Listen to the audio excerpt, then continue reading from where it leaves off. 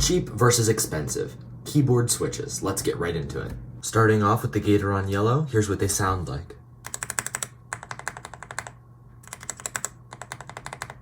They come in at about 33 cents a switch, which is really good. I think they are really nice for its price.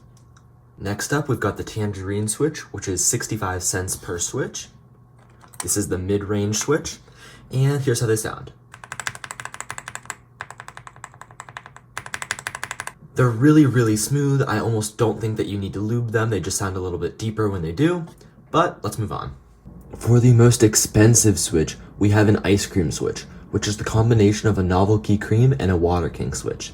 These things are about $1.50 per switch, so they're more than double anything on this list. Here's how they sound. They're very nice.